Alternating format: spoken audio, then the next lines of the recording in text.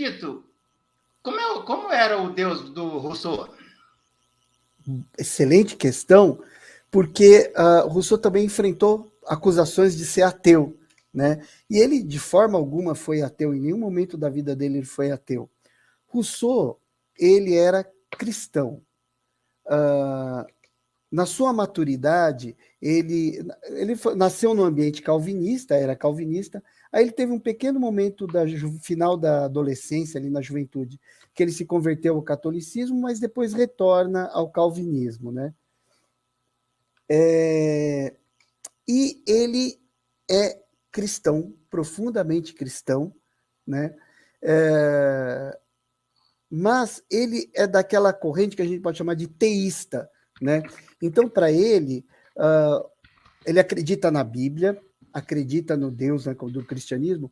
No entanto, para ele, as instituições religiosas, elas não representam Deus na fé do filósofo, né? Na fé das pessoas.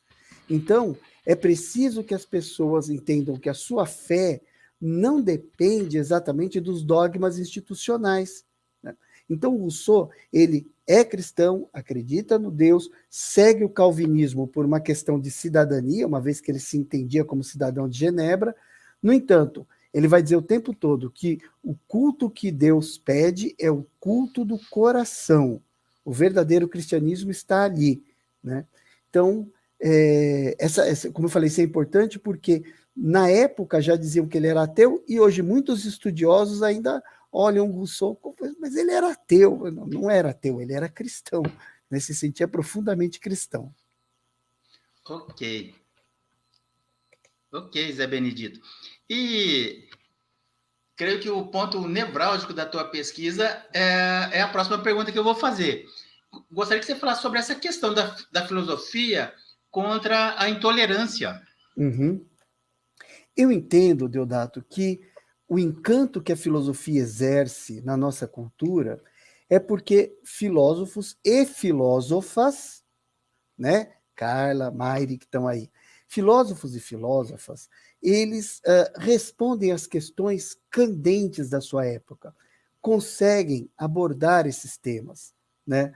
Por exemplo, hoje em dia, um tema que está muito importante ser abordado filosoficamente é o da liberdade de expressão, né? Que determinados grupos políticos que gostam do autoritarismo querem usar a liberdade de expressão apenas para continuar seu projeto de poder, que é um projeto violento, né? Então a gente precisa explicar para as pessoas que liberdade de expressão existe, né? Mas o que não existe é a falta de responsabilidade pelo que eu digo. E por aí vai. Dessa maneira, o Rousseau, no século XVIII, olhou o fenômeno da intolerância religiosa, teve as guerras de intolerância na Europa, e ele ficou se perguntando: como é que eu posso mostrar que a intolerância religiosa é prejudicial para o Estado, para os cidadãos, para as pessoas e até mesmo para a religião, né? Porque a intolerância religiosa vai contra os princípios da religião. Então, o Rousseau, ele tomou como uma das tarefas dele responder no último capítulo do Contrato Social, que ele intitulou Da Religião Civil, uma forma de autorizar as pessoas terem suas religiões, então você não é obrigado a se converter a essa ou aquela religião, mas separar o universo religioso do universo do Estado, do universo público, laico. No século XVIII, essa era uma questão complicadíssima, porque o cristianismo, desde a sua origem até o século XVIII, fez parte integrante da ideia de Estado, da ideia de sociedade, né?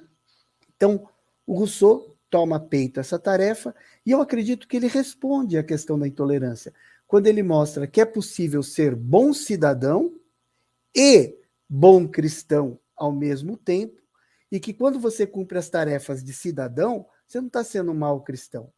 E na mesma medida em que quando você é um bom cristão, você não está sendo um mau cidadão, desde que não viole as leis. Então, no âmbito público, o que determina o comportamento são as leis.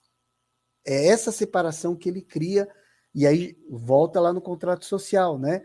Quando ele vai dizer que as leis é que dão a dimensão da liberdade. Portanto, um bom cidadão é aquele que segue as leis, né? E essas leis, elas são diferentes dos princípios religiosos cristãos. E aí ele vai mostrando paulatinamente como é que os princípios religiosos cristãos não se aplicam à vida civil. Ok. Ok, Zé Benedito.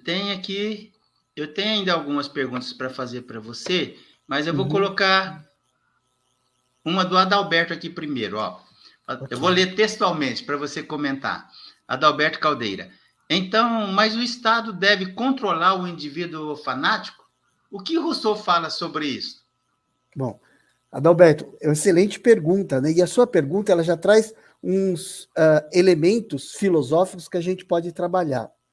Eu diria que, em primeiro lugar, essa noção de Estado é uma noção hegeliana, posterior a Rousseau, né? Em Rousseau, é claro que o Estado ele tem um papel importante, mas o Estado não é dotado de vontade. Quem é dotado de vontade é a sociedade que se manifesta por meio das leis.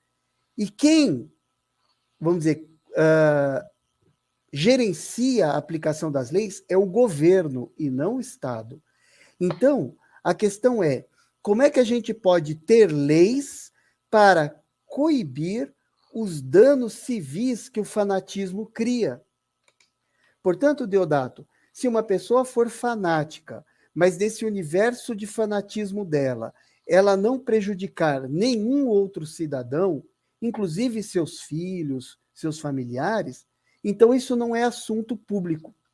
Agora, quando o fanatismo de uma pessoa se torna prejudicial aos demais e a leva a descumprir as leis que a sociedade estabeleceu, então é preciso que nós tenhamos formas de recolocar essa pessoa dentro do contrato social, porque ela não tem o direito, né, de violar a segurança, a integridade de seus concidadãos. Então, nenhuma norma religiosa autorizaria fazer isso, tá? Então, as leis, quem faz é a sociedade, por meio de seus representantes. Não é o Estado que faz as leis, mas a sociedade. Portanto, é a sociedade dizendo: olha, esse seu fanatismo não pode prejudicar seus concidadãos. Não sei se respondi, Deodato, mas é por aí. Respondeu sim. E a pergunta e a resposta que você deu me levaram a comentar a próxima pergunta que eu ia fazer.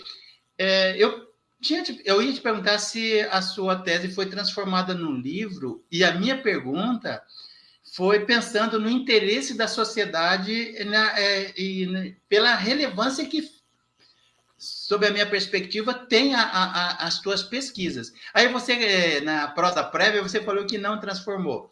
Eu gostaria de deixar aí a sugestão para você pensar até em transformar assim, a pesquisa numa linguagem mais palatável, menos acadêmica, para a sociedade. Seria interessante. Mas fica aí o desafio.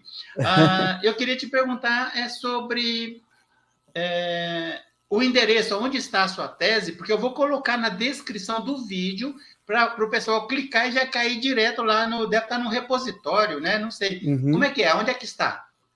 Tá. A tese, ela está no repositório da USP, né? E faz tempo que Biblioteca Digital de Teses e Dissertações. Ali você consegue encontrar pela busca, né? Deixa eu ver se eu acho aqui. A busca, o autor. Você coloca teses USP, né? E aparece lá a Biblioteca Digital. Eu realmente, Deodato, não tinha me preocupado em transformar em livro, porque uma tese tem acesso público, gratuito, né? Os artigos que eu escrevo também são todos de acesso público, mas você me colocou essa questão. Eu acho que no momento atual é importante que nós, professores, professoras de filosofia, filósofas e filósofos, nos coloquemos com todos os meios possíveis, por meio de palestras, livros, artigos, na luta contra a intolerância religiosa do nosso tempo, né, e do uso que alguns grupos políticos têm feito das igrejas como forma de fomentar um governo teocrático no Brasil, um golpe de Estado autoritário. Então, acho que a sua provocação é importante. Eu vou sair daqui já pensando, bom, então vamos embora escrever o livro baseado no Rousseau, mas já pensando no nosso tempo hoje, o ano de 2022. Se bem que em 2023 a gente volta a sorrir, né? Mas vamos ter que lutar para isso.